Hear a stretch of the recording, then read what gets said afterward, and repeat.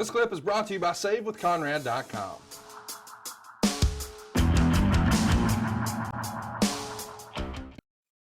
Oh my gosh. Look, we're seeing a really good match here with Cactus Jack and Mr. Wonderful Paul Orndorff. Of course, by this point, you can start to see some of the effects in Paul's arm where he really probably needed surgery. Gosh, 7 years prior to this, didn't want to lose his spot, powered through, still has the physique of a Greek god though, and didn't put up with a bunch of bullshit. I'm sure he's somebody you still hold in high regard. You betcha. He didn't put up with any bullshit. But you know what? I worked with Paul many times on either side of the ball.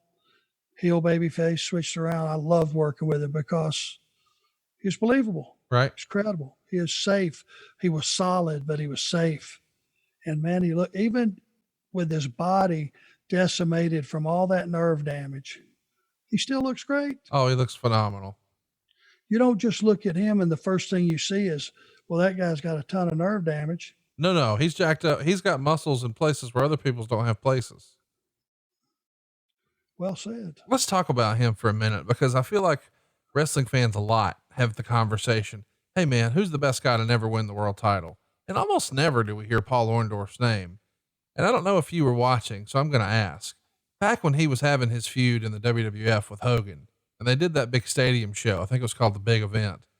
A lot of people thought, man, this could be one of the top heels in the business. And he was a much better, maybe not a better promo. He was a great promo, but he was a much better wrestler than Roddy Piper, in my opinion. And when you saw, hey man, he can get really good matches out of Hogan and he looks great and he's a good promo against Hogan, I think a lot of people probably thought this guy's going to be in the main event of a WrestleMania against Hogan.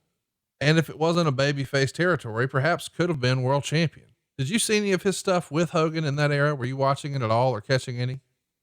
No, I never got to see it, but I can imagine Paul's one of those guys that would make Hogan look like $1 trillion. Yeah. But it was also, heels only got so far. They never beat you never had the heel beat Warrior. You never had the heel beat Hogan. Your top baby faces were in that golden circle and unbeatable. So Paul probably went as high and as far as he could as a heel.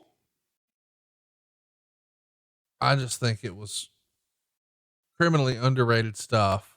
And I think he should be in that conversation when people talk about one of the best to never be world champion, don't you? Sure. Hell yes. Absolutely.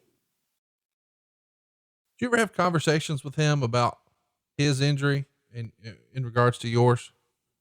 Oh yeah. We talked a lot, and then the atrophy is, very similar with both of us. I never started out with a body that looked like that. I mean, good Lord. I'm not trying to be too personal, but was he giving you advice about what to expect or what to look out for or what to be wary of? Well, yeah. I mean, we were kind of sharing it.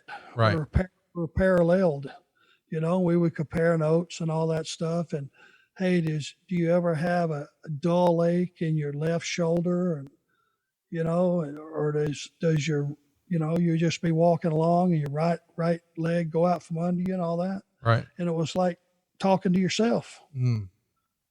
Because I guess the areas that were damaged were exactly the same. And the injury was pretty much the same. And we just both went,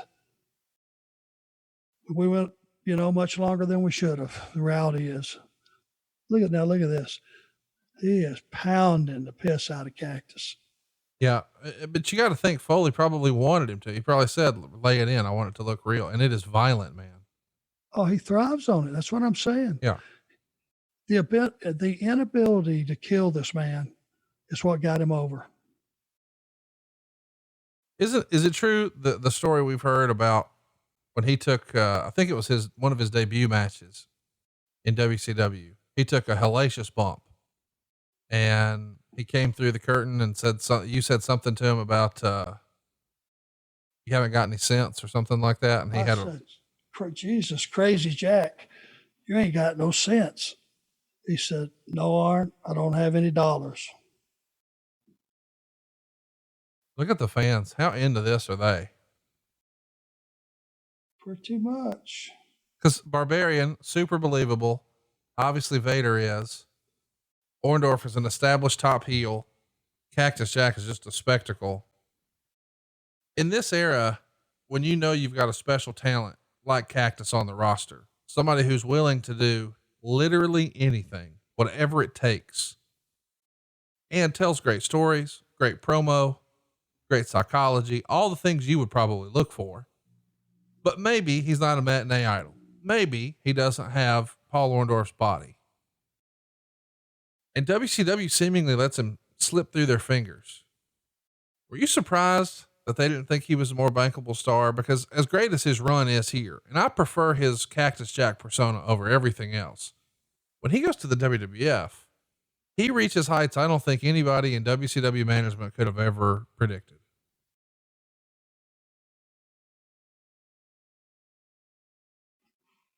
Well, it doesn't matter what I think or what I saw in him or you saw in him.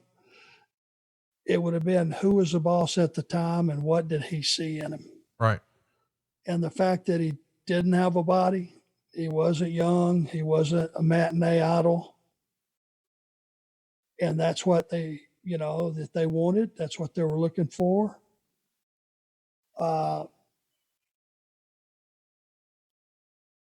When he went to WWF, they saw a way to take his inability to show pain and all that stuff and to create characters and offshots of the characters and different slants of that character to where it was just one dimensional.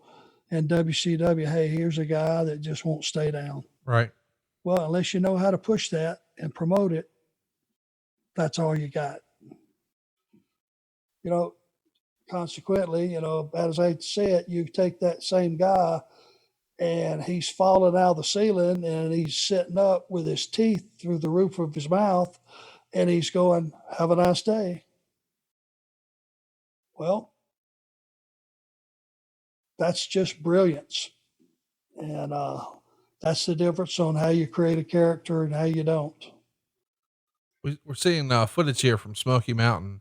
They had a bit of a working relationship at the time with Jim Cornette and his outfit, Smoky Mountain. Were you surprised that Watts was open and receptive to this? No, because he saw Jimmy when he worked for him was a draw. Right. Jim Cornette's, he's a guy that drew money, and he had worked for Watts and drawn a lot of money. So having a relationship with Jimmy, I'm sure, trot up Watts' alley. Because they have similar thought processes where the business is concerned. Hey, it's Conrad Thompson. Thanks for checking out the podcast here on YouTube. Be sure to hit the subscribe button and the notifications bell so you get a notice anytime we upload some new content.